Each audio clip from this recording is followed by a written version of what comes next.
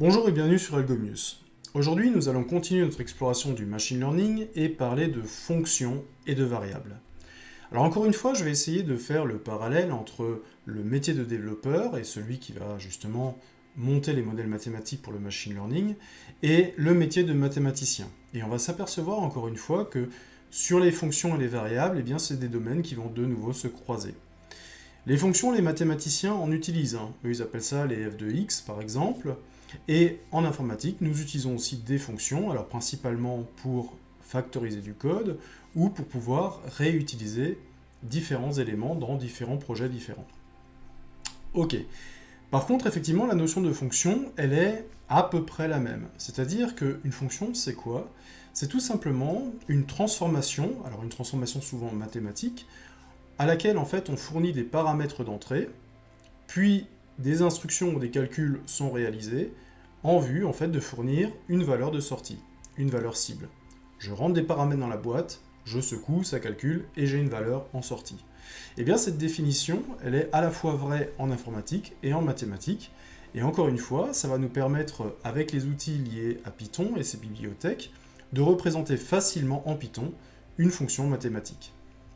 Alors dans cette vidéo, on va parler de fonctions, on va parler de variables. Alors les variables sont surtout les paramètres de cette fonction et les retours de cette fonction. On va s'intéresser un petit peu à leur type également. Et on va voir comment représenter une fonction graphiquement avec les outils Python. Comment je peux avoir une représentation graphique, comment je peux bâtir mes hypothèses à partir de cette relation, et comment, encore une fois, utiliser des outils, par exemple, comme SymPy, la bibliothèque de calcul symbolique de Python, et Matplotlib, la librairie en fait qui me permet de représenter des graphes. Donc on va tracer des graphiques en 2D, on va tracer des graphiques en 3D, pour vous montrer un petit peu comment ça marche aussi, et on va étudier deux fonctions, on va étudier aussi les limites des fonctions, savoir en fait comment se comporte une fonction aux bornes, si jamais mon paramètre tend vers plus l'infini, moins l'infini, ou vers une valeur bien précise, et on va terminer en analysant une fonction bien précise, qui est la fonction de sommation en mathématiques, et on verra que cette fonction de sommation, encore une fois, elle comporte tous les paramètres pour pouvoir être écrite dans un langage de programmation comme Python, puisque cette fonction de sommation, en fait, cache simplement une boucle pour. Allez, on va se lancer dans les fonctions, et on va regarder comment ça marche. Alors une fois de plus, nous allons parler de variables et de fonctions, et nous allons voir que les variables et les fonctions en termes mathématiques, en fait, ressemblent beaucoup à ce que nous utilisons en informatique et en programmation. Ok, alors comment est-ce qu'on peut faire un lien? En fait, la fonction en informatique que l'on a, alors d'habitude la fonction en programmation, elle sert en fait à factoriser du code, par exemple, et à réutiliser du code. Alors on n'a pas vraiment finalement de... On appelle aussi des fois ça des variables en mathématiques, mais souvent en fait en mathématiques on appelle ça des inconnus. Par exemple, quand on cherche la valeur de x dans une expression donnée, eh bien on a cette valeur qui pour l'instant n'est pas connue et qu'on essaye en fait de déterminer. Donc cette valeur d'inconnu, en fait, elle ressemble énormément à la variable que l'on peut avoir dans notre langage de programmation. Les Anglais appellent même ça un placeholder, c'est-à-dire en fait c'est quelque chose que je mets à un emplacement, je ne connais pas encore la valeur, mais je vais arriver probablement à l'identifier dans le futur. Ok. La différence en fait en informatique par rapport aux mathématiques, c'est que ce que l'on va vouloir stocker aussi, ça a une importance. Le type de ce que l'on va vouloir stocker, ça a une importance, puisque, on l'a déjà vu dans une vidéo précédente, que je veuille stocker en fait un entier signé ou un réel, en fait ça ne va pas forcément prendre la même place en mémoire. Alors on peut toujours s'imaginer la mémoire un peu comme une grande étagère, et on pourrait se dire par exemple, eh bien, si jamais je suis sur un entier court, eh bien je ne vais réserver que 2 étagères, ça c'est un test qu'on avait fait dans la vidéo précédente. La place pour un short c'est simplement 2 octets, et si jamais je veux stocker quelque part un int, eh bien je suis obligé de prendre 4 étagères. Donc le type même de ce que je veux stocker va avoir en fait une représentation en mémoire différente, et c'est une des raisons pour lesquelles en fait il est important de connaître le type d'une variable. Alors on avait déjà vu que les types de variables étaient effectivement liés aux ensembles mathématiques. Si jamais je suis par exemple, je veux travailler avec que des x positifs, donc x appartient à l'ensemble n, eh bien je vais me retrouver avec des unsigned int, unsigned long, unsigned short. Alors cette distinction, elle existe en C, en C++, elle n'existe malheureusement pas en Python. Alors, malheureusement, c'est que en fait Python va le gérer pour vous. Si jamais vous avez un x qui appartient à l'ensemble z, alors z, je le rappelle, hein, c'est les entiers, qu'ils soient positifs ou négatifs, et bien là, c'est là où vous allez retrouver tous les entiers signés, les signed int, les signed long, les signed short, par exemple. Et si vous voulez travailler avec des réels, eh bien vous allez avoir besoin de float ou de double, et on va voir effectivement qu'en Python, ces types-là existent aussi. Alors en Python, malheureusement, j'ai pas de distinction entre les deux. C'est-à-dire que ma variable en Python, elle est obligatoirement signée. C'est-à-dire que par exemple, si je mets A5 dans A, je vois bien que j'ai la variable A qui vaut 5, et si je regarde le type de A en fait c'est int, integer, donc entier. Si par exemple dans cette même variable A je mets -5 et que je regarde le type de A, et bien j'ai toujours int, ce qui veut dire en fait que j'ai pas de type différent pour dire en fait un entier signé ou un entier non signé. Cette distinction je l'ai dans certains langages, hein, le C, le C++, je ne le ferai pas par exemple en Python. Pareil pour les nombres à virgule, hein, si j'ai des floats et des doubles, les floats et les doubles sont automatiquement considérés comme signés. Alors on va peut-être attention à avoir une petite distinction lorsqu'on va utiliser une bibliothèque en Python comme NumPy, puisque NumPy effectivement est basé sur C et donc est basé sur les types de C. Donc on aura peut-être un petit peu des différences à ce niveau-là. Ok, donc ça on avait vu, donc on va considérer tout simplement qu'une variable, ça ressemble beaucoup en fait à une inconnue en mathématiques. Alors, on va revenir un petit peu sur le type de variable parce que c'est une notion qui est vraiment très importante. Le type de variable, on vient de le voir, ça permet déjà de connaître la taille de l'emplacement mémoire à allouer. Effectivement, que si je stocke un entier, si je stocke un réel, si je stocke un entier long ou un réel double, eh bien je ne vais pas utiliser la même place en mémoire. Et la place en mémoire dont j'ai besoin pour stocker la variable, c'est quelque chose de très important dans mon langage de programmation, puisqu'il faut effectivement que je puisse stocker la valeur, et si j'ai prévu trop petit, eh bien la valeur risque d'être tronquée. Voilà. Autre chose pour laquelle le type est très important, ça va permettre de connaître les opérations possibles avec la valeur. Effectivement, on peut se rendre compte, par exemple, j'ai un A ici, alors je vais par exemple prendre A égale 3, je vais prendre B égale 5, par exemple, et je vais vouloir le résultat de A plus B. Ça va me donner 8. Effectivement, là en fait, le langage de programmation, Python comprend que, bon, dans A je mets 3, donc A est un entier qui vaut 3. B est un entier qui vaut 5, et quand je mets un signe plus entre deux entiers, eh bien Python comprend très très bien que en fait, ce que l'on veut, c'est l'opération d'addition entre les deux entiers. Ok, donc vous voyez que les types de variables ont donné en fait du sens à l'opération. Imaginons par exemple maintenant que je prends deux autres variables, j'appelle C par exemple, dans laquelle je mets salut, et D, la variable dans laquelle je mets à tous. Cette fois-ci, pareil, je fais l'opération C plus D, et en fait, le résultat que j'obtiens cette fois-ci, c'est pas une opération mathématique d'addition, hein. Ce que j'obtiens, en fait, c'est l'opération de concaténation. Et encore une fois, eh bien, Python a compris que cette fois-ci, j'avais pas deux entiers avec un signe plus au milieu, j'avais deux chaînes de caractères. Et donc, si je mets un plus entre deux chaînes de caractères, probablement, je ne veux pas faire l'opération mathématique d'addition. Et donc, automatiquement, d'après le type, il en a déduit que le plus que j'avais mis ici, eh bien, était probablement mis en place pour l'opération de concaténation. Ce qui vient aussi à dire une chose, c'est que si jamais, par exemple, je prends la variable A qui est un entier et que j'essaye d'ajouter une chaîne de caractères, eh bien, Python va râler, hein, il va me sortir un message d'erreur et il va me dire « Qu'est-ce que tu es en train de faire là ? Tu es en train d'essayer d'additionner un entier avec une chaîne de caractères. Ça, c'est une opération qui n'est pas permise. En tout cas, moi, je ne la connais pas. Alors, je peux la définir, hein, c'est-à-dire que je peux faire ce qu'on appelle une surcharge d'opérateur. Je pourrais définir, en fait, que le fait d'ajouter une chaîne de caractères à un entier a du sens. Mais de base, Python, en fait, ne voit absolument aucun sens à cela.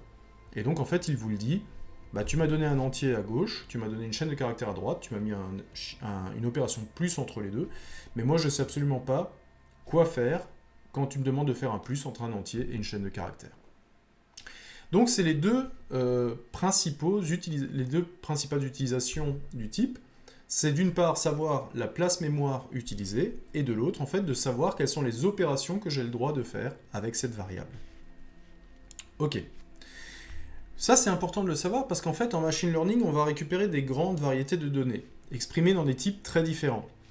Certaines valeurs sont déjà numériques, certaines valeurs seront réelles, d'autres seront des chaînes de caractères, on aura parfois des booléens aussi, et c'est donc très important en fait de savoir dans quel type en fait sont exprimées chacune des valeurs que l'on va devoir manipuler.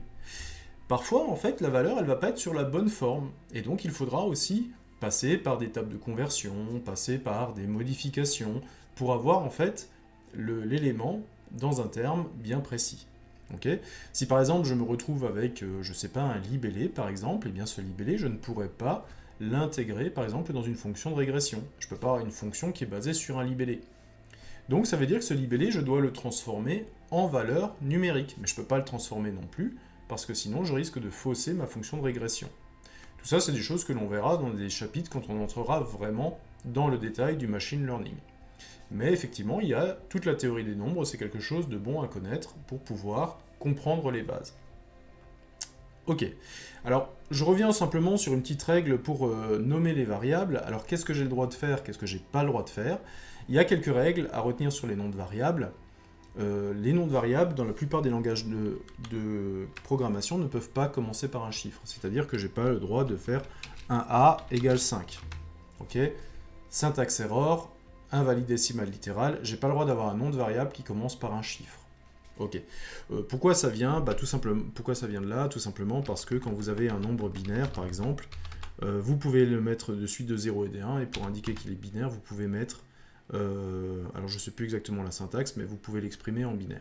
Donc effectivement, ça ne fonctionne pas. Vous n'avez pas le droit d'avoir une variable qui commence par un chiffre. Ok. Vous n'avez pas le droit non plus d'avoir un espace, c'est-à-dire que ça, c'est pas un nom de variable correct.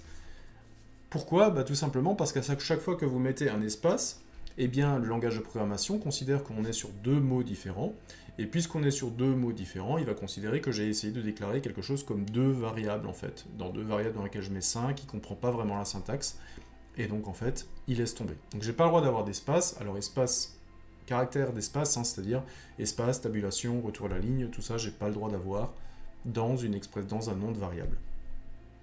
Autre chose que je n'ai pas le droit d'avoir, la plupart du temps, je n'ai pas le droit d'utiliser un mot qui est connu du langage. Par exemple, je n'ai pas le droit d'appeler une variable if. Ok, if égale 6, encore une fois, il va me dire que pour lui, le petit mot if composé de deux lettres i et f a du sens. If, normalement, permet de monter une structure conditionnelle, et donc je n'ai absolument pas le droit de créer ce genre de variable. Donc j'ai pas le droit de créer, par exemple, une variable while, et ainsi de suite. Tous les mots-clés qui servent de structure au langage, je n'ai pas le droit de les utiliser. Voilà, quelques petites restrictions tout simplement sur les noms de variables. Alors on va en venir tout doucement aux fonctions. Alors qu'est-ce que c'est qu'une fonction? Eh bien la fonction, vous pouvez le voir comme une transformation si vous voulez. Vous donnez des paramètres en entrée et il y a une transformation qui se fait au niveau de la fonction et vous récupérez une valeur en sortie. Et là, ce qui est vraiment génial, c'est que la fonction mathématique, c'est exactement ce que l'on fait. C'est vraiment ce que l'on appelle une fonction en fait en programmation. Qu'est-ce que c'est qu'une fonction en Python? Une fonction, c'est un ensemble de lignes de code, un ensemble d'instructions auxquelles j'ai donné un nom. À ce nom, je peux affecter des paramètres, c'est-à-dire que je peux donner des paramètres d'entrée à la fonction.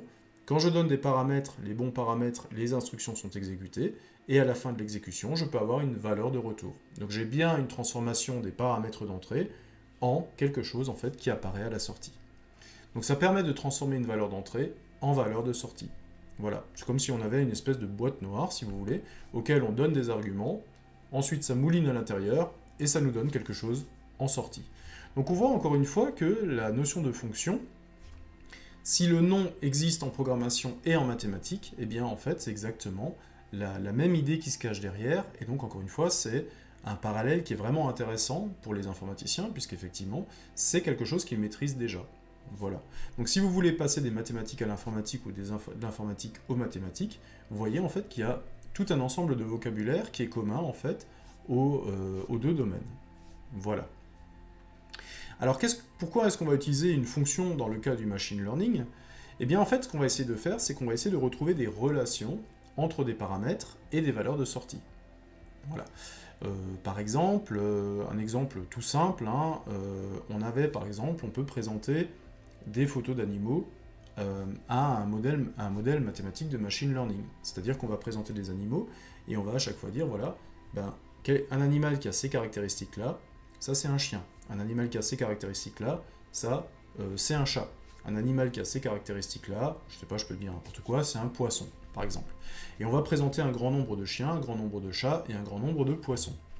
L'algorithme de machine learning, lui, va essayer de mettre en relation ce qu'il a reçu comme paramètres. Imaginons qu'on ait donné des paramètres, par exemple, comme, je sais pas, la taille, l'âge, et ainsi de suite. Comme ça, il sait quelle taille peut avoir n'importe quel animal à l'âge adulte. Et en fonction de ces paramètres qu'on va lui donner, lui va essayer en fait de trouver la valeur de sortie, c'est-à-dire quel est le type d'animal que je lui ai présenté. Et l'idée, c'est que quand je vais lui présenter la photo d'un animal ou les paramètres d'un animal qu'il n'a pas encore vu, il va chercher en fait dans sa mémoire, dans ce qu'il a mémorisé, et il va essayer de trouver l'animal en fait qui correspond. Et bien, on a de nouveau ici les fonctions, c'est-à-dire en fait que je vais donner une multitude de paramètres.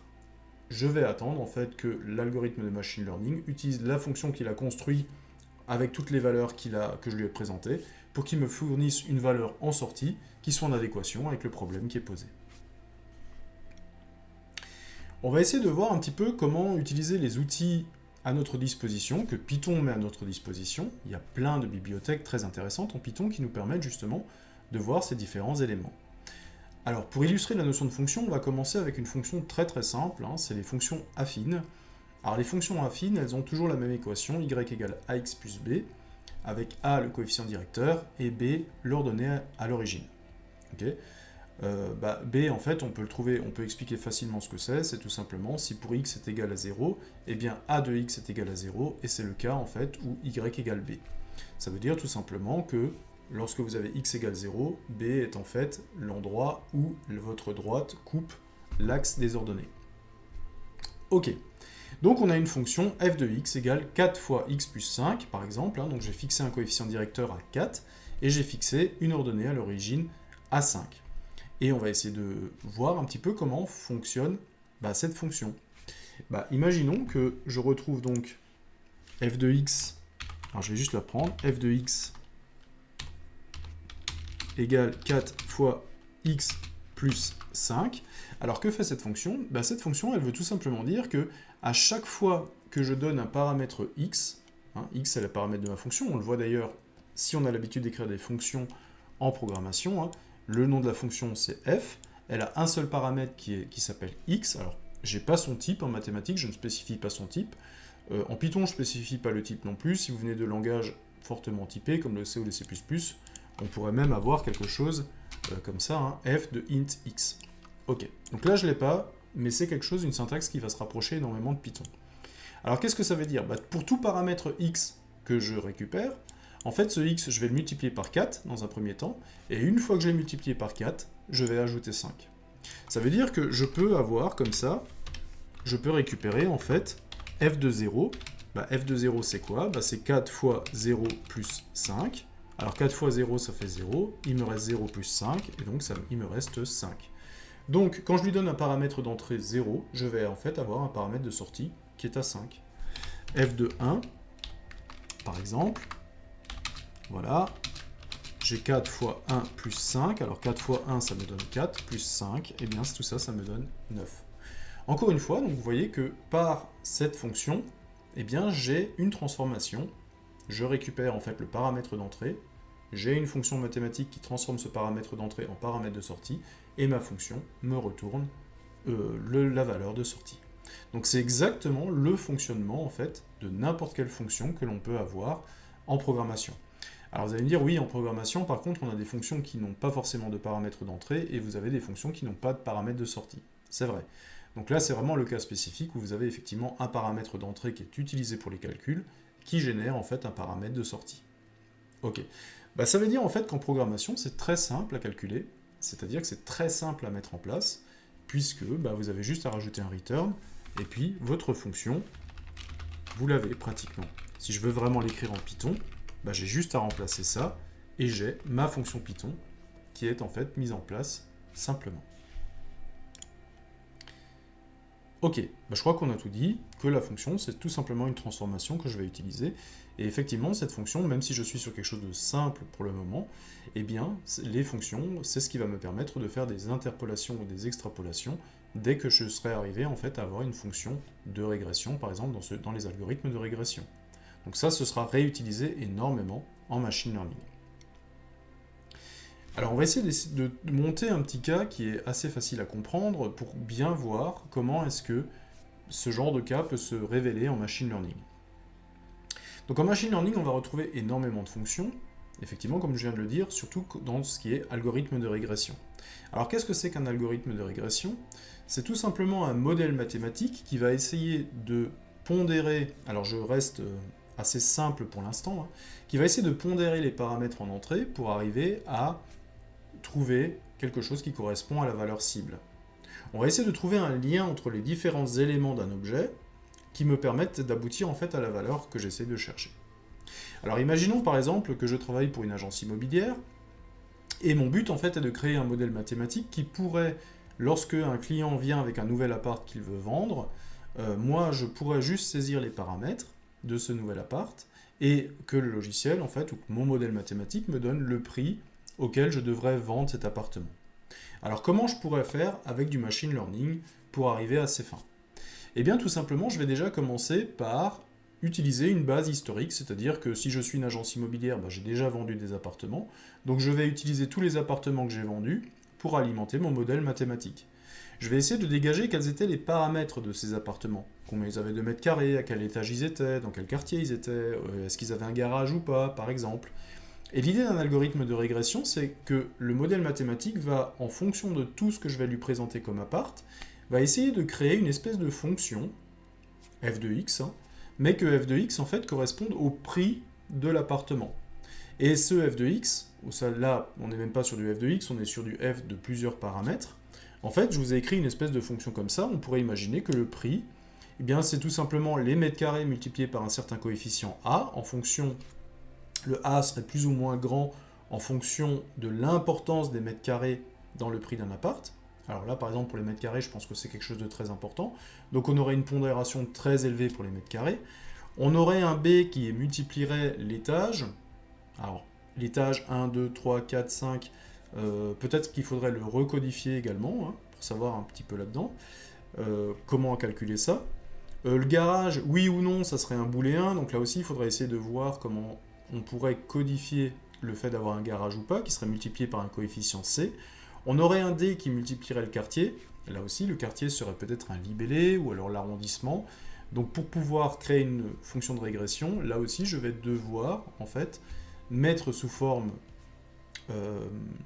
numérique, en fait, le nom du quartier. Donc là aussi, il existe des techniques pour transformer quelque chose d'alphanumérique en numérique pour que ça marche avec une fonction de régression. Et on pourrait même ajouter une constante qui serait définie en fonction des différents appartements que l'on a déjà vus. Et donc, eh bien, tout nouvel appartement qui viendrait dans mon agence immobilière, eh bien, il suffirait que je prenne les mètres carrés, que je les injecte dans ma formule. Il suffirait que je mette l'étage, que je l'injecte dans ma formule. Garage, oui ou non, je l'injecte dans ma formule. Quel quartier, je l'injecte dans ma formule. Tout serait recalculé et le prix me serait donné, évidemment. Donc voilà ce qu'on essaie de faire avec les algorithmes de régression. Alors c'est un petit peu plus complexe que ça, j'ai vraiment pris un cas que j'ai ultra simplifié ici, mais l'idée c'est tout simplement de trouver une relation entre les paramètres d'entrée et le paramètre de sortie que j'essaye en fait de prédire. Voilà. Et donc le but en fait c'est que à chaque fois que je vais présenter un nouvel appart, eh bien mon modèle mathématique va recalculer les pondérations A, B, C et D, peut-être modifier la constante également, pour que la fonction coïncide au maximum avec les biens que j'ai déjà vendus. Donc en gros, il va essayer de faire une moyenne, si vous voulez, entre les apparts que j'ai déjà vendus pour avoir une bonne estimation du nouvel appart. Voilà. Donc la complexité là-dedans, c'est évidemment que toutes nos données ne sont pas numériques et il y aura donc en fait un niveau de pré-traitement à faire pour que eh bien, tout devienne calculable par la machine pour que l'on puisse effectivement créer notre fonction de régression. Donc ça fait partie également du rôle de la personne qui va s'occuper du machine learning, de prendre les données en entrée et de les mettre au bon format pour pouvoir les exploiter. Ok, Alors ce que je vous propose, tout simplement, on va utiliser les outils en Python, on va utiliser les bibliothèques qui sont mises à notre disposition, et on va écrire notre fonction f de x égale 4x plus 5 en Python, pour regarder un petit peu comment ça se passe. Ok, alors là on est sur une fonction continue sur un intervalle moins l'infini plus l'infini, on reviendra là-dessus quand on parlera des limites, au niveau des paramètres. Voilà, on peut donc avoir un x qui varie de moins l'infini à plus l'infini, on aura toujours une valeur de retour pour cette fonction. Ça aussi c'est quelque chose de très important et qu'il va falloir analyser, puisqu'effectivement vous avez des fonctions qui ne sont pas définies pour certaines valeurs. Par exemple, je pense à la fonction f de x égale 1 sur x, en fait vous savez que quand vous avez une fraction, vous n'avez pas le droit d'avoir 0 au dénominateur, et donc f de x égale 1 sur x, eh bien elle n'est pas définie pour x égale 0. Donc connaître les fonctions, connaître les limites des fonctions et connaître le domaine de définition des fonctions, c'est quelque chose en fait de très important en machine learning également. Puisque comme vous allez manipuler des fonctions, eh bien vous devez savoir quand est-ce qu'elles vous rendent un résultat et quand est-ce qu'en fait elles ne sont pas définies. Puisque effectivement, si une fonction n'est pas définie et que vous tentez tout de même de la calculer, eh bien vous allez avoir une erreur et votre programme en fait va s'arrêter sur une erreur. Voilà. Voilà ce qu'on va essayer de faire. Donc notre fonction, on va essayer de l'écrire et on va essayer de la représenter. De quoi avons-nous besoin en fait pour représenter cette fonction? Alors si jamais vous démarrez et que vous n'avez absolument pas Python d'installer, je vous conseille d'aller voir la vidéo que j'ai faite sur l'installation de l'environnement Python pour le domaine du machine learning, qui reprendra en fait toutes les installations d'un interpréteur Python, de l'installation de Jupyter, de l'installation de VS Code et de l'installation des différentes bibliothèques dont nous allons nous servir. Alors nous allons nous servir de Matplotlib, qui est une bibliothèque graphique qui nous permet de représenter des graphes, et nous allons aussi utiliser SymPy, qui est une bibliothèque qui permet de faire du calcul symbolique, c'est-à-dire que vous allez pouvoir calculer avec du x, avec du y, et SymPy va tout simplement considérer ces variables-là et va continuer à travailler simplement sur des variables. Ok, donc deux bibliothèques qui sont plutôt intéressantes. Alors, comment est-ce que je vais faire pour représenter ces différentes variables? Bon, alors je vais reprendre un petit peu un document Jupyter Notebook. Alors Jupyter Notebook, vous pouvez le retrouver dans la description de cette vidéo. J'ai un répertoire GitHub, où vous pouvez le récupérer. Dans le répertoire GitHub, j'ai à chaque fois deux Jupyter Notebook. Un que j'appelle fonction-vide, c'est-à-dire que celui-là, en fait, vous pouvez le remplir avec moi pendant la vidéo et regarder comment ça fonctionne. Et j'ai fonction pas vide, fonction.ipynb, qui est en fait le résultat du remplissage de ce fichier-là. Voilà. Donc si vous prenez le vide, eh bien, vous pouvez mettre ici la vidéo sur pause, récupérer le fichier vide et faire entièrement les manipulations avec moi, ce qui vous entraînera en fait à voir comment ça marche. Donc je considère pour l'instant que je vais essayer de vérifier déjà que Jupyter Notebook est en place. Ça veut dire que je vais prendre une variable a dans laquelle je vais mettre 5 et je veux afficher la variable a. Je clique sur le petit execute cell, le petit triangle à côté. Il va me demander, si c'est la première fois que j'exécute, de savoir dans quel environnement Python l'exécuter. Donc moi j'ai installé mon compilateur Python sous C programmation Python, Python exe. C'est celui-là que je veux lancer. J'ai la petite coche verte, success, et il me dit effectivement que la valeur de A est 5. Ok, donc tout a l'air de fonctionner. On va aller un petit peu plus loin. J'ai essayé de faire un petit peu plus grand. Est-ce que je peux faire un peu plus grand? Ouais, c'est pas mal. Ok, ça marche. Ensuite, j'ai besoin de quelques bibliothèques. J'ai besoin de quelques petites bibliothèques, Matplotlib et SymPy. Alors pour installer les bibliothèques, pareil, c'est pas très compliqué. Vous avez un utilitaire dans Python qui s'appelle PIP. C'est le package installer Python. Et vous faites juste PIP install et vous tapez la bibliothèque à installer, Matplotlib. Encore une fois, si vous voulez plus d'informations là-dessus, n'hésitez pas à regarder la vidéo où j'installe en fait l'environnement complet. Je vais en profiter aussi pour installer SymPy, bibliothèque qui va me permettre de faire du calcul symbolique. Voilà, les deux sont installés. Je vais enlever ma fenêtre de commande. Et qu'est-ce que je vais faire? Je vais vérifier déjà si les deux sont installés. Alors je vais faire un import de matplotlib je vais importer pyplot et je vais l'appeler plt, c'est tout simplement ce qui va me permettre de faire mes graphes avec matplotlib. Je lance, si l'import se passe bien, donc ici que j'ai un success, c'est tout simplement que matplotlib est correctement installé. S'il ne l'est pas, bah refaites un PIP. Il se peut aussi que vous ne soyez pas forcément sur le bon interpréteur Python. Si vous n'êtes pas sur le bon, bah changez-le simplement ici en cliquant ici en haut à droite. Alors pareil, je vais regarder si Simpy est installé. Comment je l'installe? Je vais tout simplement dire, bon, Simpy, je vais y aller un peu comme une brute.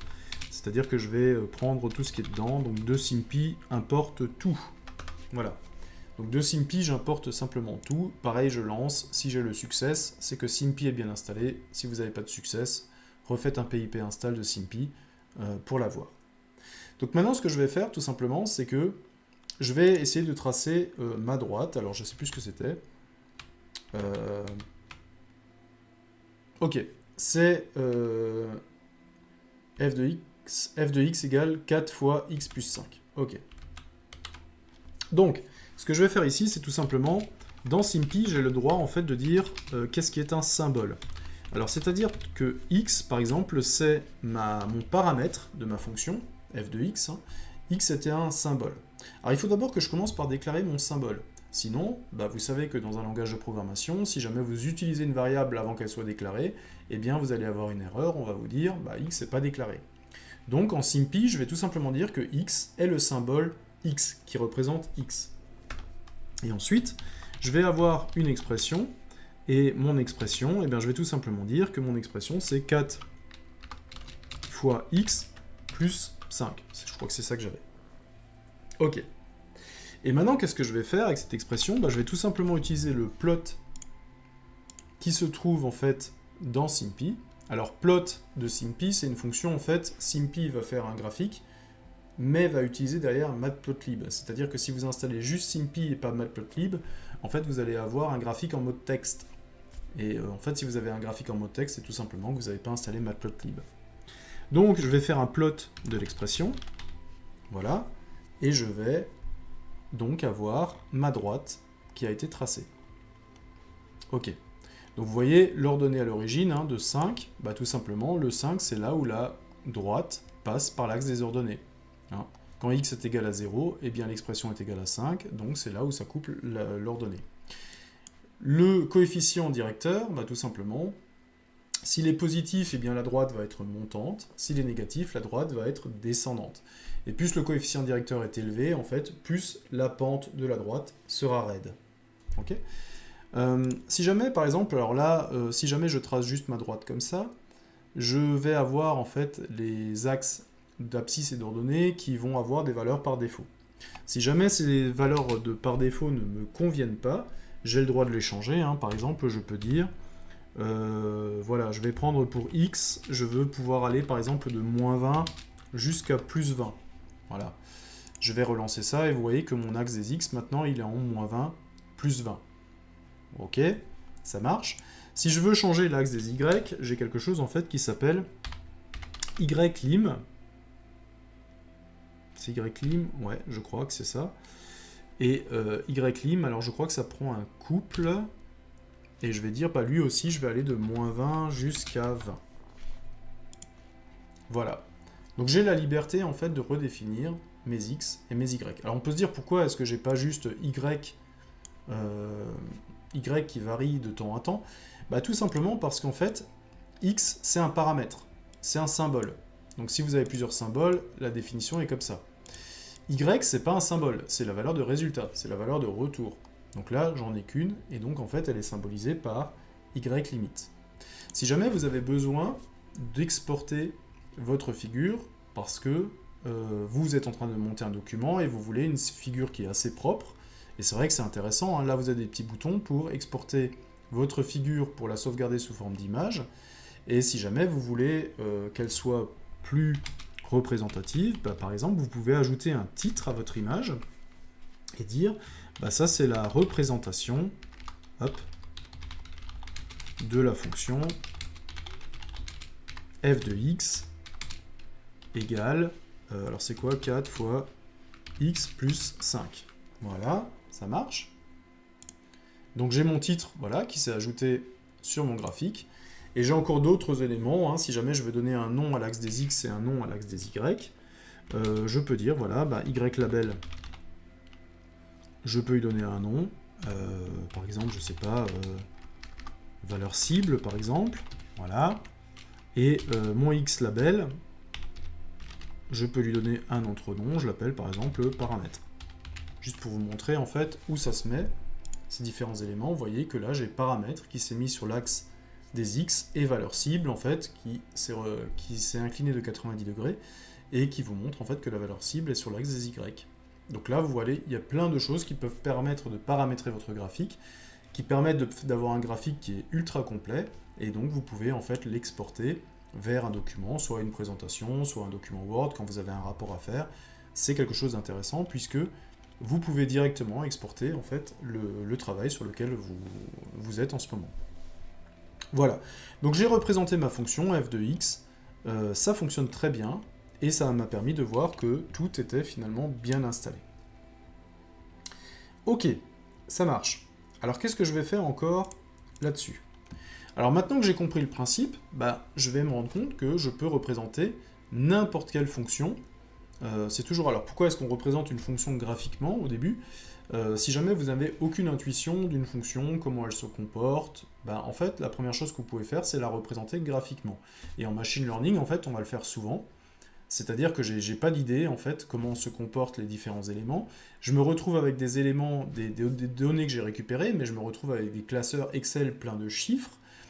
Alors nous, on voit pas forcément toujours une tendance en fait quand on regarde un classeur Excel rempli de chiffres.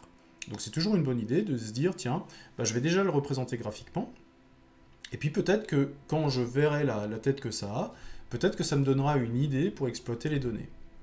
Alors pareil, hein, quand on regarde graphiquement quelque chose, ça peut nous donner une idée, ça peut nous permettre de construire des hypothèses, mais il faut absolument jamais conclure en fait tout simplement sur un graphique. Hein. Si ça se trouve, en fait, vous êtes sur un minimum local ou un maximum local parce que vous avez trop centré les axes. Il faut toujours confirmer par calcul l'hypothèse que vous pourriez avoir en fait en regardant une courbe. Hein. Alors on va essayer de tracer d'autres courbes pour voir un petit peu comment ça fonctionne et prendre l'habitude d'utiliser les différents outils. Si par exemple je veux tester une fonction polynomiale, je vais tout simplement reprendre tous ces éléments-là.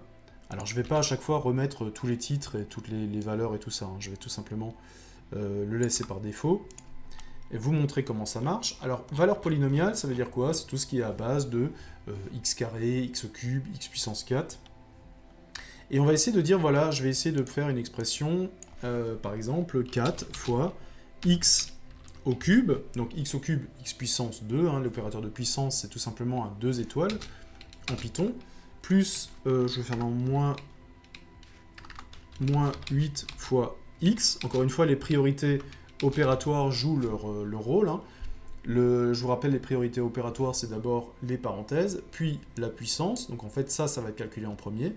Une fois que les puissances sont réglées, eh bien c'est les multiplications, donc ce membre-là et ce membre-là. Une fois que les multiplications sont réglées, eh bien c'est le plus et le moins qui va terminer le calcul de l'expression. Donc là, on va arriver effectivement sur une expression, une parabole, hein, en fait, une fonction x carré, qui va avoir cette tête-là. Voilà. Ok, donc ça me donne une bonne première impression. Et si jamais je veux regarder, par exemple, à quoi correspond la fonction racine carrée, à quelle représentation graphique, eh bien la seule chose que j'ai à faire, c'est tout simplement d'utiliser la fonction racine carrée telle qu'elle existe dans la librairie mathématique hein, de Python. Je vais tout simplement dire, je vais faire un sqrt de x. Alors sqrt, c'est la fonction square root de x, hein, racine carrée. J'aurais aussi pu utiliser les puissances, hein, j'aurais pu faire x à la puissance 1/2, qui aurait aussi été racine carrée. Et là, je peux lancer ma fonction et j'ai une bonne représentation de la fonction racine carrée. Pareil, je peux jouer sur les axes des x ou les axes des y. Je crois juste qu'il y a une petite restriction, c'est qu'en fait, matplotlib ne va pas me donner matplotlib va pas me donner en fait une portion du graphique sur laquelle en fait la fonction n'est pas définie. Par exemple, la fonction square root, en fait, elle n'est pas définie pour les nombres négatifs. Je ne peux pas prendre la racine carrée d'un nombre négatif, il faut obligatoirement que je prenne la racine carrée d'un nombre positif. Donc en fait, l'idée, c'est que si jamais j'essaye d'avoir x qui varie de moins 10 à 10, voilà par exemple, eh bien vous voyez que ça ne change rien, donc l'axe des abscisses il est passé à 10 au maximum, par contre au minimum il reste à 0, tout simplement parce que Matplotlib estime que entre moins 10 et 0, de toute façon il n'y a rien à représenter, donc en fait il ne vous décale pas l'origine du repère. Voilà pour les explications et les utilisations de Matplotlib. Ok. Donc on a pu représenter une fonction avec un seul paramètre et on a pu voir un petit peu comment ça fonctionne. Et on a encore une fois pris un petit peu de l'assurance avec les deux bibliothèques que sont SymPy et Matplotlib. Donc, je rappelle, SymPy c'est ce qui vous permet de faire du calcul en laissant des symboles, en laissant les symboles X par exemple. Et Matplotlib, c'est la bibliothèque qui vous permet de tracer les graphes. Alors on va aller encore un petit peu plus loin, et on va se rendre compte que la représentation graphique, eh bien, c'est quelque chose qui nous permet d'avoir une bonne idée au départ, c'est quelque chose qui nous permet de fonder nos hypothèses, mais malheureusement, c'est pas toujours faisable. Pourquoi? En fait, on a vu que dans le cas qu'on vient de voir, quand on a un seul paramètre, le paramètre x, on se retrouve en fait avec ce qu'on appelle une représentation en 2D. J'ai un axe y, j'ai un axe x, j'ai les deux dimensions de mon graphique. X c'est mon paramètre, y c'est ma valeur de résultat, et donc tout simplement j'ai un graphique en 2D. Ok. Quand je trace maintenant une fonction qui est basée sur deux paramètres, je vais me retrouver avec un graphique en 3D. Je vais ajouter la profondeur, c'est-à-dire que je vais toujours avoir en fait un x, un deuxième paramètre y, et je vais avoir un paramètre z, et je vais me retrouver en 3 dimensions. Donc on comprend facilement qu'au-delà de deux paramètres, en fait, on n'arrivera plus à représenter graphiquement une fonction. Alors on pourra toujours la découper, c'est-à-dire que je ne représenterai pas tous les paramètres d'un coup, mais j'essaierai toujours de trouver la valeur de résultat par rapport à un ou deux paramètres. Et même déjà la représentation en 3D, elle peut déjà être compliquée à lire en fait quand on n'a pas l'habitude. Donc au-delà de deux paramètres, il est toujours possible de calculer une fonction, c'est-à-dire vous pouvez toujours récupérer le résultat numérique de la fonction, mais par contre vous ne pourrez plus la représenter graphiquement, donc on aura un peu plus de mal en fait à bâtir nos hypothèses. Alors je vais juste vous montrer comment on peut représenter une fonction qui aurait deux paramètres. Alors on va imaginer un cas concret, j'ai une fonction qui calcule ma moyenne, alors c'est une moyenne pondérée cette fois-ci. J'ai deux matières très importantes, puisque je veux faire du machine learning, qui sont l'informatique et les mathématiques. J'ai un coefficient 5 en informatique et un coefficient 3 en mathématiques. Et je vais essayer de voir, en fonction de toutes les notes que je pourrais avoir en informatique et en mathématiques, comment va se comporter ma moyenne. Ok. Alors comment s'écrit cette fonction? Cette fonction, cette fois-ci, elle est en fonction de deux paramètres. Elle est en fonction de ma note d'informatique, I, et elle est en fonction de ma note de mathématiques, M. Puisque je suis sur une moyenne pondérée, eh bien ma note d'informatique, je la multiplie par 5, c'est son coefficient. Ma moyenne de mathématiques, je la multiplie par 3, okay, c'est le coefficient des maths. Et je divise par 8 la somme des coefficients pour retrouver ma moyenne. 3 plus 5, 8, c'est donc bien la somme de mes coefficients. On a donc une fonction maintenant qui s'appuie sur deux paramètres i et m, et donc sa représentation, eh bien, elle va être en 3D. Pour ça, je vais être obligé d'utiliser en fait la fonction plot 3D. Jusqu'à maintenant, j'utilisais plot qui permettait de faire un graphique en 2D. Je vais utiliser plot 3D qui se trouve en fait toujours dans la bibliothèque SymPy dans la subdivision plotting. Et on va regarder comment tout ça, ça fonctionne. Ok, donc je vais afficher une courbe à deux paramètres. Donc à partir de SymPy, je vais importer tout. Ok, et je vais en fait me simplifier l'expression, c'est-à-dire qu'au lieu de taper toujours SymPy plotting, je vais dire une fois que de SymPy plotting, je vais importer un objet qui s'appelle plot 3D. Comme ça, je pourrais tout simplement écrire plot 3D. Si jamais je ne mets pas cette ligne, ça veut tout simplement dire que pour utiliser plot 3D, il faut que j'écrive sympy.plotting.plot3D. Ça marche aussi, mais c'est un petit peu plus long. Ok. Ça marche, j'ai tout, je vérifie, ok, j'ai mon succès, ça veut dire que SymPy a été bien importé. Ok, donc maintenant je vais définir tout simplement mes symboles I et M, et je vais dire que ça c'est les symboles I, espace, virgule, M. Ok, donc vous voyez que j'ai le loisir en fait avec SymPy de déclarer plusieurs paramètres en une seule ligne. Je prends tout simplement mes symboles, je les sépare par des virgules, et je mets également les symboles séparés par des virgules. Tout ça, ça fonctionne, c'est fait pour. Maintenant, j'ai donc une fonction ou une expression qui va être en fonction de i et de m. Et on l'a vu, donc j'ai ma note d'informatique qui a un coefficient 5, donc je la multiplie par 5, et j'ai ma note de mathématiques qui a un coefficient 3, et je divise par 8, qui est la somme des pondérations. Ok. Et maintenant, je vais tout simplement faire un plot 3D. Plot 3D, hein, c'est le plot 3D que j'ai intégré ici. Donc je l'ai à ma disposition, et je vais mettre, en fait, je vais plotter l'expression. Voilà.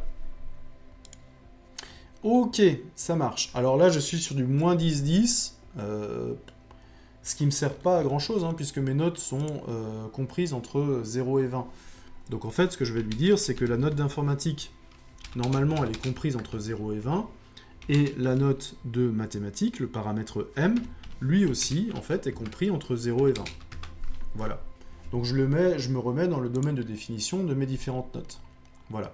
Et donc vous voyez que je récupère ici ce petit losange, en fait, de couleurs. Alors les couleurs sont là pour marquer la profondeur, hein, c'est-à-dire que plus je suis dans le violet, plus je suis en bas dans la grille, plus je vais vers le jaune, plus je suis en haut dans la grille. Hein. C'est ce qui me permet en fait de voir un peu le niveau de ces différents éléments.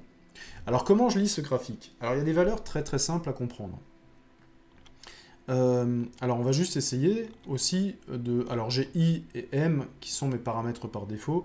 Encore une fois, hein, si jamais j'ai envie de changer quelque chose, je vais tout simplement dire que mon x label, c'est quoi? C'est le premier paramètre de mon expression. Le premier paramètre de mon expression, c'est i. Et donc ça, je vais dire que c'est ma note d'informatique. Et mon y label, donc deuxième y label, je vais dire que ça, c'est ma note de mathématiques. Et quel est le résultat? Le résultat, c'est ce que je vais retrouver sur le dernier axe, le Z, et Z label, je vais dire que c'est en fait ma moyenne. Voilà. Je retrace tout simplement mes éléments, et j'ai ma note d'informatique ici, ma note de mathématiques, et j'ai ma moyenne qui part vers le haut. Ok. Alors comment je peux lire ce graphique? Vous allez voir, on va essayer de trouver quelques points remarquables. Hein. Je vais déjà prendre le point le plus extrême, hein, le point le plus violet.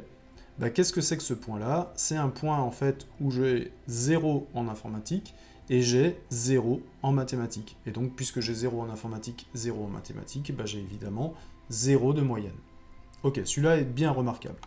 J'ai le point jaune en fait qui est à l'opposé. Le point le plus jaune, c'est quoi? J'ai l'inverse en fait. Hein. J'ai 20 en mathématiques, j'ai 20 en informatique, et donc j'ai effectivement 20 de moyenne générale. Ok, ça je comprends bien. Ensuite, ce que je vous propose, c'est tout simplement de prendre le point qui a l'air le plus reculé en profondeur, celui qui a l'air vraiment dans le coin là. Donc il est un petit peu sur du bleu-vert comme ça. Et si on regarde bien, eh bien, il coïncide en fait avec la ligne, alors il faut bien regarder la ligne, il coïncide avec la ligne 7,5. Alors ce point-là, en fait, il représente quoi? Ce point-là, il représente en fait une note de 20 en mathématiques. Ok, j'ai eu 20 en mathématiques, mais j'ai eu 0 en informatique. Ok, si je calcule ma fonction, 20 en mathématiques, ça me ramène 60 points. 60 points, mais j'ai rien en informatique, donc ici j'ai 0. Je me retrouve avec 60 divisé par 8. Alors 60 divisé par 8, ça fait 30, 15, 7,5, hein, si je le redivise systématiquement par 2. Et donc si jamais j'ai 20 en mathématiques, mais 0 en informatique, je n'ai qu'une moyenne de 7,5. Et c'est en fait là-dessus que c'est ce que ça me montre. Alors le point qui a l'air d'être le plus vers nous, alors on le voit pas tellement bien, mais il est plus haut. Alors comment est-ce qu'on le voit sur le graphique? En fait, on voit que le point qui est au fond, dans le coin, il est plus bleu, et le point qui est vers nous, il est plus vert. Okay, et quand on voit qu'on passe du violet au jaune, ça veut dire qu'un point bleu est plus bas qu'un point vert. Alors c'est vrai que c'est pas très lisible ce point vert, mais où est-ce qu'il se situe? C'est facile. Le point vert qui est vers nous, celui qui est le plus vers nous, c'est quoi? C'est la situation où j'ai eu 20 en informatique, okay, et j'ai eu 0 en maths. Okay, 20 en informatique, ça veut dire quoi? Que j'ai récupéré 5 fois 20, ça veut dire j'ai récupéré 100. J'ai récupéré un 0 en maths, donc j'ai rien. Donc j'ai 100 sur 8. Et 100 sur 8, bah, ça fait 50, 25, 12,5. Donc en fait, j'ai une moyenne de 12,5 et le point qui est le plus vers nous est donc à une hauteur de 12,5 par rapport en fait au niveau 0. Ok, simplement pour vous montrer que c'est vrai que quand on n'a pas l'habitude de lire des graphes en 3D, c'est pas toujours facile à lire, tous les points sont pas forcément facilement analysables, mais je voulais quand même vous montrer comment on fait ce genre de choses. Voilà, donc il vous faut plot 3D dans SIMPy, et vous pouvez avoir une expression sur plusieurs paramètres, et vous allez pouvoir le mettre en place. Voilà. Est-ce que j'ai oublié quelque chose? Non, on a fait notre graphe en 3D. Parfait. Parfait. On va laisser pour l'instant un petit peu les représentations de fonctions de côté. Il y a encore deux choses que j'aimerais vraiment voir dans cette vidéo qui sont liées aux fonctions. La première, ce sont les limites d'une fonction. Et la deuxième, on va voir une fonction un petit peu plus précise qui est la fonction somme. Alors, dans les problèmes de limite, ce qu'on essaie de faire, c'est de savoir vers quelle valeur tend une fonction à certaines bornes. C'est-à-dire que par exemple, là, j'ai resserré en fait mon repère sur du moins 10 plus 10. Mais qu'est-ce qui se passe si par exemple je prolongeais, en fait, au lieu d'aller à plus 10, j'allais jusqu'à l'infini? C'est-à-dire que j'allais en fait, je le prolongeais cet axe à l'infini et je voulais voir comment se comporte la fonction. Effectivement, si jamais je prends simplement 10-10, c'est-à-dire que c'est comme si je mettais une loupe sur une petite partie de la fonction. Mais c'est pas en fait parce que dans cet intervalle 10-10, la fonction a l'air de monter, que cette fonction montera toujours, indéfiniment. Donc je suis obligé de savoir en fait comment elle va se comporter lorsque x tend vers l'infini. On a aussi des fonctions qui sont un petit peu plus difficiles à analyser. On avait tout à l'heure parlé de la fonction f de x égale 1 sur x. Eh bien la fonction f de x égale 1 sur x, elle n'est pas définie pour x égale 0. Puisqu'effectivement, je n'ai pas le droit de diviser par 0. Donc si je calcule 1 sur 0, ben, je vais avoir un problème, je vais avoir une valeur non définie. On va essayer de voir comment Python réagit avec ce genre de choses et comment en fait il va quand même pouvoir nous aider. Voilà. Donc on va essayer de voir un peu quels sont les outils qui sont mis à notre disposition pour calculer les limites. On va essayer de calculer les limites avec une fonction affine, puisqu'on l'a déjà, on va juste simplement essayer de voir comment ça marche, ou une fonction polynomiale, pourquoi pas. Et on va essayer de voir un petit peu comment ça fonctionne.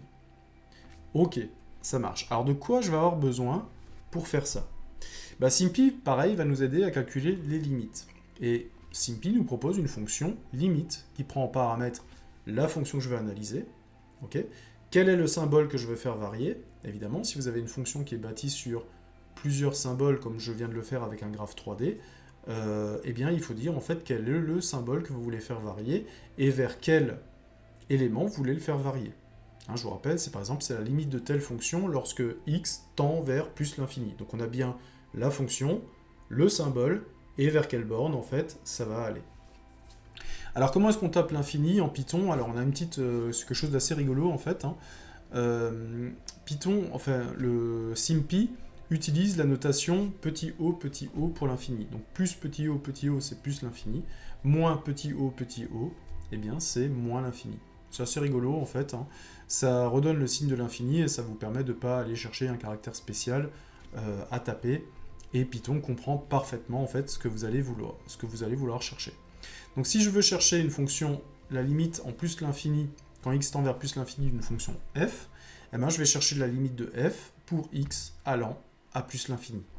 Et on va regarder un petit peu ce qui se passe pour quelques fonctions usuelles. On va utiliser par exemple une fonction affine. On va utiliser la fonction 1 sur x.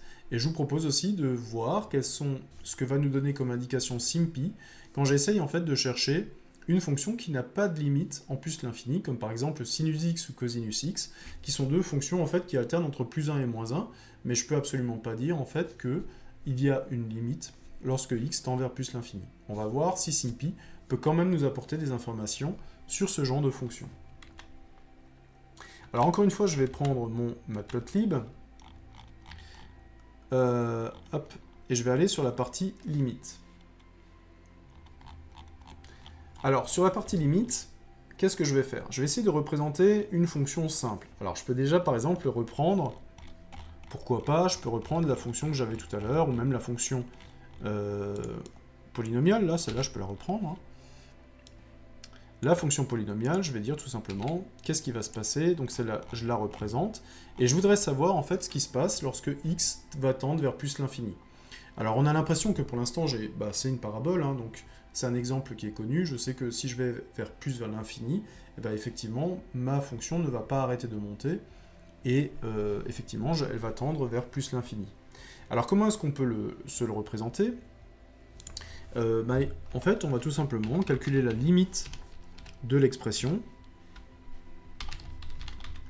lorsque le symbole x tend vers plus l'infini, donc plus petit o, petit o.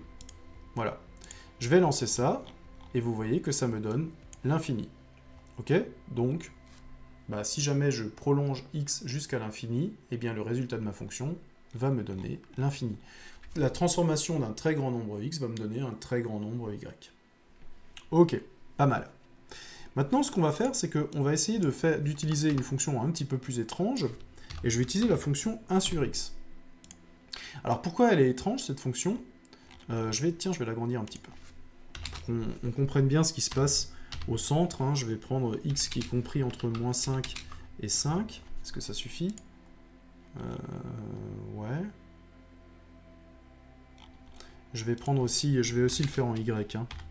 Y' égale moins 5 et 5. Ok. Alors voilà comment se comporte la fonction 1 sur x. Ok.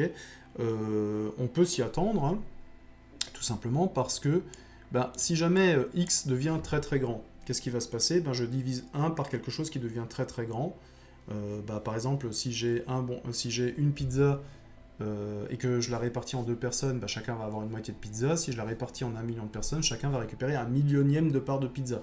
Donc la part de pizza que chacun récupère, elle est beaucoup plus petite. Et donc on a l'impression effectivement que quand x tend vers plus l'infini, on va se rapprocher de 0, c'est-à-dire une part de plus en plus fine. Ok. Quand x va tend vers moins l'infini, c'est exactement le même principe, c'est-à-dire que x va augmenter en valeur absolue, mais cette fois-ci x va être négatif. Donc ça veut dire que la part va diminuer, mais on va être dans le cadran inférieur, hein, on va être dans les valeurs négatives, tout simplement parce que x est négatif. Et comme le numérateur, lui, reste toujours positif, positif sur négatif me donne un résultat négatif pour ma fraction. Ok. Mais maintenant, qu'est-ce qui va se passer aux alentours de 0? Aux alentours de 0, vous voyez en fait que dans un sens, dans le quartier négatif, en fait, la fonction va vraiment plonger vers le bas, graphiquement, et dans la partie positive, en fait, elle part complètement vers le haut. Pourquoi? Tout simplement parce que si x devient tout petit, en fait, si vous avez une fraction de 1 sur quelque chose qui devient tout petit, en fait, le nombre augmente. Hein, si jamais j'ai 1 sur 1, j'ai 1. Si j'ai 1 divisé par 0,5, c'est comme si je multipliais par 2, j'ai 2. Si j'ai 1 divisé par 0,25, j'ai comme si j'ai 1 multiplié par 4, ça me donne 4, et ainsi de suite. Okay? Donc c'est pour ça que plus x devient proche de 0, plus 1 sur x, en fait, va devenir un grand nombre. Le seul problème de cette fonction, c'est que lorsque x vaut vraiment la valeur 0, eh bien, ma fonction n'est pas définie. Okay? Parce que 1 sur 0, j'ai pas le droit de le faire. J'ai 1 sur quelque chose qui est proche de 0, j'ai le droit de le faire, mais 1 sur quelque chose qui est 0, j'ai pas le droit de le calculer. Enfin, ça me donne c'est non défini. Donc, qu'est-ce que je vais faire? En fait, ce que je vais faire, c'est que je vais essayer de calculer la limite de cette expression. Alors, je vais d'abord utiliser les deux choses que je connais. Je vais d'abord utiliser l'expression lorsque x tend vers plus l'infini, ok, d'un côté, et je vais essayer de voir ce qui se passe lorsque x tend vers moins l'infini. Ok, je vais lancer les deux, et effectivement, ils me disent 0 et 0. Et effectivement, si x devient très très grand, j'ai l'impression effectivement que la courbe se rapproche de 0, et si x devient très petit, j'ai l'impression que la courbe se rapproche de 0 également. Ok, ça marche. Maintenant, le problème, qu'est-ce qui va se passer? Le problème, si je lui demande ce qui se passe lorsque x s'approche de 0, la limite de l'expression lorsque x tend vers 0, en fait, il va me dire que c'est plus l'infini. Alors, plus l'infini, il a raison pour la partie de droite de la courbe, mais par contre, sur la partie de gauche, on voit que normalement, je devrais être à moins l'infini. Alors, quel est le problème qui se passe ici? En fait, le problème, c'est que je ne lui ai pas spécifié que x tend effectivement vers 0, mais x avant de tendre vers 0, est-ce que x était positif et a décru vers 0, ou est-ce que x était négatif et il a augmenté pour tendre vers 0? C'est deux cas de figure, en fait, pour cette courbe-là, et il faut que je lui spécifie, en fait, que ces deux cas de figure existent. Donc ce que je vais lui dire, d'abord, je vais lui demander, tu approches par 0, mais par le côté positif, ok? Donc c'est-à-dire que... ouais, il faut que je l'encadre, hein, par contre, il faut que c'est un caractère. Je lui dis, par exemple, x tend vers 0, mais en diminuant, ok? Il vient du côté positif. Et de l'autre, je vais lui demander, maintenant, qu'est-ce qui se passe lorsque x se rapproche de 0, mais qui vient par le côté gauche, c'est-à-dire en augmentant. Ok? Et maintenant, je vais le relancer, et vous voyez que ça va me dire, bah voilà, j'ai les deux, quand ça tend vers plus l'infini et moins l'infini, c'est 0. Quand j'arrive du côté positif, c'est plus l'infini, on voit bien, je monte. Et quand j'arrive par le côté négatif, j'arrive à moins l'infini, je descends. Voilà un petit peu ce que je voulais vous montrer au niveau des courbes. Donc vous voyez que SymPy, encore une fois, est vraiment très intéressant là-dessus. Il va me trouver en fait les limites de mes fonctions. Alors pour l'instant, je suis que sur des cas qui fonctionnent avec SymPy. J'ai pas encore trouvé les limites de la bibliothèque. Je ne sais pas si vraiment en utilisant vraiment des fonctions très biscornues, très étranges, est-ce qu'il s'en sort toujours. Mais pour l'instant, les exemples avec lesquels j'ai testé, SymPy marche très très bien. Ok.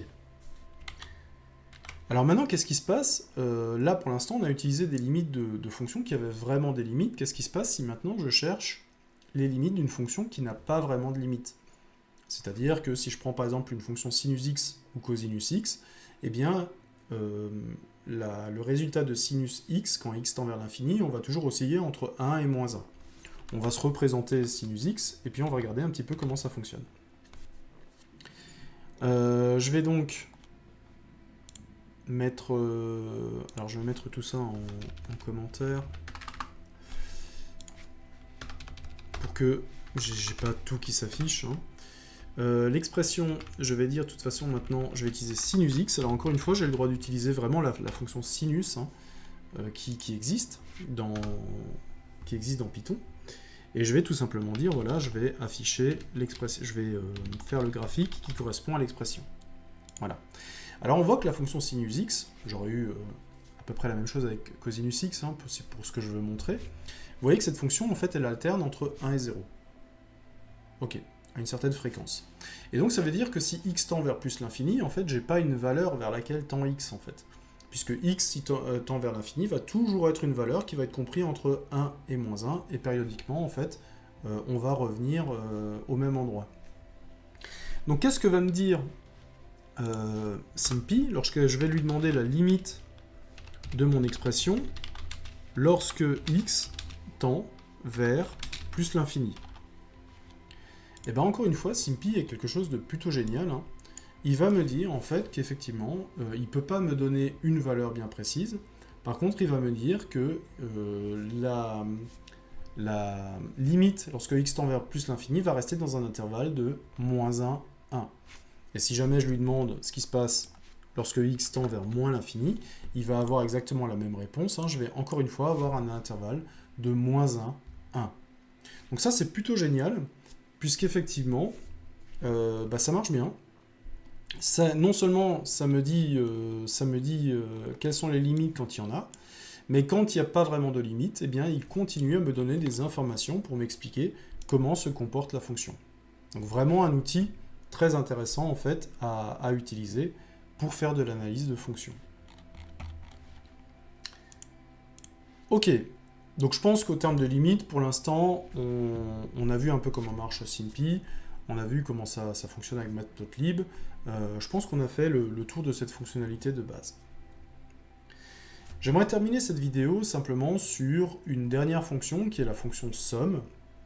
Alors la fonction somme, on l'utilise souvent en mathématiques pour indiquer la somme de plusieurs éléments. Imaginons par exemple qu'on veut calculer la somme des 1000 premiers entiers. On pourrait écrire 1 plus 2 plus 3 plus 4 blablabla jusqu'à plus 998, 999 plus 1000. Mais je voudrais trouver en fait une forme simplifiée pour écrire ce genre de choses. Eh bien en mathématiques, en fait, on peut utiliser vraiment le symbole de la somme. Le symbole de la somme, tout simplement, comment est-ce qu'il s'écrit? ben, on a ce symbole que je vous ai présenté ici, on fait varier i d'égal à 1 à 1000, et on fait la somme des i. Donc on fait la somme des i à partir de 1 jusqu'à 1000. Et ça, c'est vraiment une inscription qui est géniale, puisque les informaticiens, ceux qui développent, en fait, ont tout de suite compris que cette somme-là, bah, ça ressemble exactement à une boucle pour en informatique.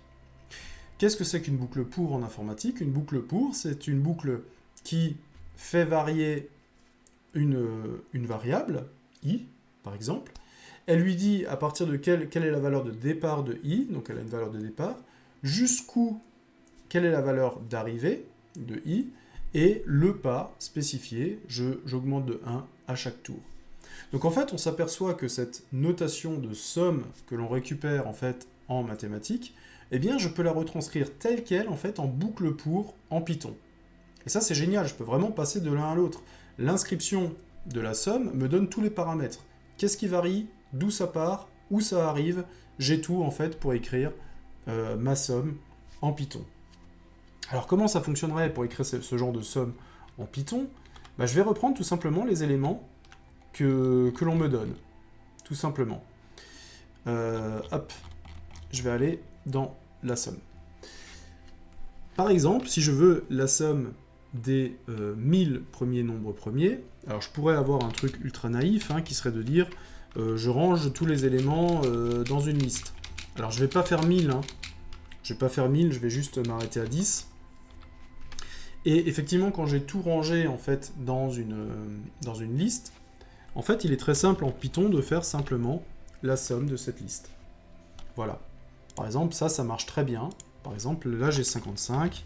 Je vais juste faire un print pour pouvoir conserver cette écriture. Donc là, j'ai tout rangé dans une liste. C'est chouette.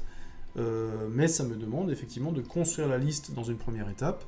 Ça me demande de construire une liste, par exemple, de 1000 éléments, avec des append, par exemple. Et je pourrais en calculer la somme. Autre chose, je pourrais utiliser la boucle pour. Imaginons, j'ai une somme qui vaut 0, et je vais exactement prendre les paramètres qu'il y a autour de la somme. Alors on me dit que i commence à 1 et va jusqu'à 1000, et je fais la somme des i. Génial. Donc j'ai for i in range. Alors je commence à 1, je m'arrête à 1000. Alors là, il faut juste faire attention avec Python. Alors je vais juste m'arrêter à 10 pour que ça coïncide avec en haut. Il faut juste faire attention avec Python. Là, par exemple, si je fais ça, vous allez voir que ma somme ne coïncide pas. Donc à chaque étape, ma somme, je rajoute i.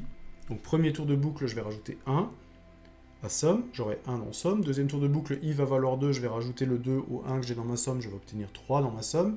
Puis je vais ajouter 3. 3 et 3, ça va faire 6. Je vais l'intégrer dans ma somme, et ainsi de suite. Là, le petit problème que j'ai, c'est que si jamais j'affiche ma somme, je vais me rendre compte que j'ai pas les 55. Alors pourquoi? Voilà. Pourquoi j'ai 45 et pas 55? Bah, tout simplement parce que la fonction range, il faut juste faire attention à ça quand vous êtes en Python. Elle considère que la borne inférieure est incluse, c'est-à-dire que je vais démarrer de 1, mais elle considère en fait que la borne 10 est exclue.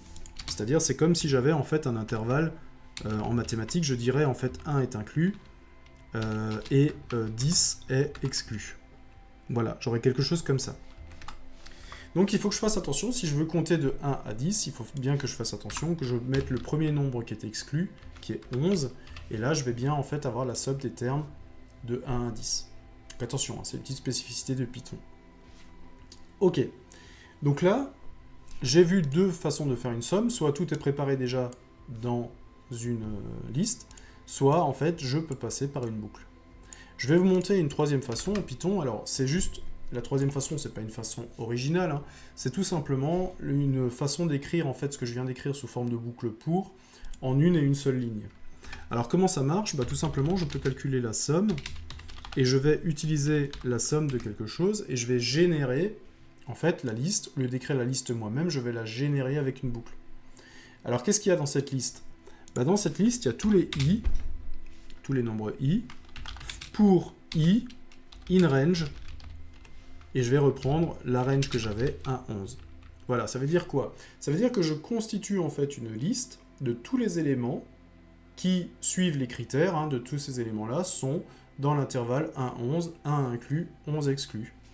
Je récupère la somme, j'affiche cette somme que je viens de calculer, je l'affiche même comme ça, hein, je suis même pas obligé de passer par une variable, je vais juste l'afficher comme ça, pour qu'on voit bien que j'ai pas de différence entre les sommes, et je vais récupérer 55 aussi. Voilà, donc je constitue une liste, puis j'en fais la somme. Alors c'est tout simplement, Python vous permet de le faire en une ligne.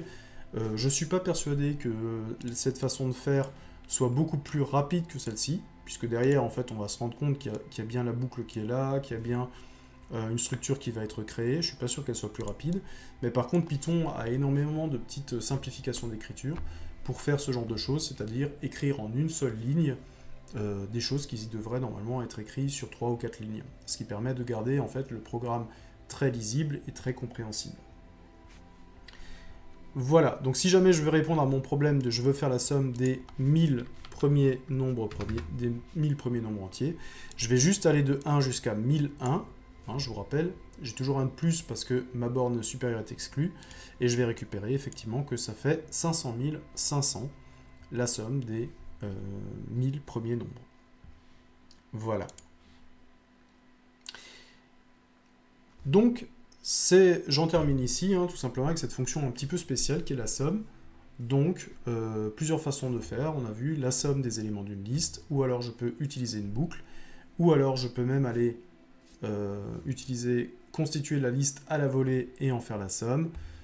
Encore une fois, c'est une simplification d'écriture, c'est pas une optimisation en termes de temps, ni en termes de mémoire, je pense pas. Je pense qu'il y a quand même en fait la liste qui est constituée derrière et la boucle qui passe dessus, mais ça reste en fait en une seule ligne, on peut faire des choses très très puissantes, et quand on est toujours en utilisant Python, eh bien c'est des syntaxes qu'on aime bien utiliser parce que ça nous fait gagner pas mal de temps. Voilà donc une petite présentation rapide de ce que l'on peut faire au niveau des fonctions et de leur représentation en Python avec les outils associés. Alors cette vidéo de présentation des fonctions avait plusieurs buts. Déjà utiliser un petit peu l'environnement Python et d'utiliser les bibliothèques afférentes à ce sujet, mais aussi de vous montrer en fait que les fonctions mathématiques, nous dans l'informatique et dans la programmation, on utilise aussi les fonctions et on est souvent en fait sur un pied d'égalité en fait en termes d'utilisation de ce terme. Les fonctions ne sont finalement rien d'autre en fait qu'une transformation sur des paramètres d'entrée qui permettent en fait d'avoir une valeur de sortie.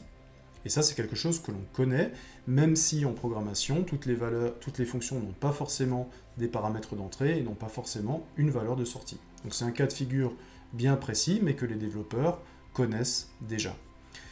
Cette vidéo nous a permis aussi de nous familiariser un petit peu plus avec les bibliothèques qui sont liées au machine learning, surtout Matplotlib, bibliothèque graphique que nous allons utiliser énormément et qui est à la base de beaucoup de représentations graphiques.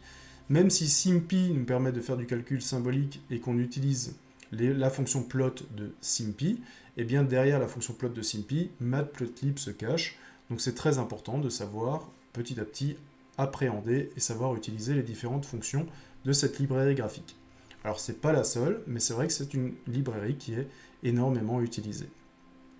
Donc là, avec SymPy, on a vu que on pouvait représenter des fonctions, on a vu qu'on pouvait bâtir nos hypothèses sur cette représentation-là, et on a vu qu'il y avait plein d'outils en fait intégrés à SymPy qui peuvent nous être utiles.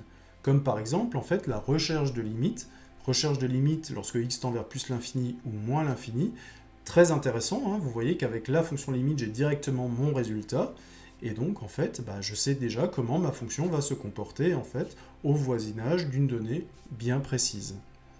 Enfin, pour vous montrer encore et faire le parallèle entre les mathématiques et la programmation, eh bien nous avons vu que la fonction mathématique de sommation est vraiment en fait une autre manière en fait de visualiser une boucle pour que nous utilisons en informatique. Le fondement de la boucle pour, c'est que dans l'entête de la boucle, nous retrouvons le paramètre à faire varier, sa valeur de départ, sa valeur d'arrivée. En plus, d'habitude, en programmation, nous avons encore un paramètre supplémentaire qui est le pas, c'est-à-dire en fait comment se comporte la variable d'un tour à l'autre d'une boucle. Voilà, donc vous voyez en fait qu'il y a d'énormes parallèles qui sont là entre les mathématiques et l'informatique. Alors comment ça s'explique ? Ça s'explique que l'informatique est une science plutôt récente, et donc effectivement quand l'informatique s'est montée, elle a pioché un petit peu ses concepts et son vocabulaire dans d'autres sciences beaucoup plus anciennes qui existaient déjà, la biologie, les mathématiques, la mécanique, la physique. Et donc effectivement, c'est une bonne idée en fait d'avoir gardé le vocabulaire qui est commun pour expliquer les concepts identiques. Nous allons continuer dans cette exploration et nous allons essayer de voir quelques fonctions spécifiques, quelques fonctions que nous utilisons souvent ou qui sont à la base de beaucoup d'algorithmes de machine learning. Je pense notamment à la fonction puissance et à la fonction logarithmique. Et puis nous allons continuer comme ça. Dans cette partie analyse de fonctions, nous allons refaire un petit point sur les dérivées et les primitives. Nous allons faire des calculs d'intégrales. Et encore une fois, vous allez voir en fait que les bibliothèques Python dans ce genre de calcul vont nous être d'une grande aide, puisqu'en fait, ils vont tout calculer à notre place. On va essayer de comprendre quand même comment ça marche, et on va voir si les bibliothèques Python nous donnent les mêmes résultats. Donc je vous donne rendez-vous à très vite pour continuer l'analyse de fonctions et à nous familiariser avec les outils et à l'environnement Python. À bientôt!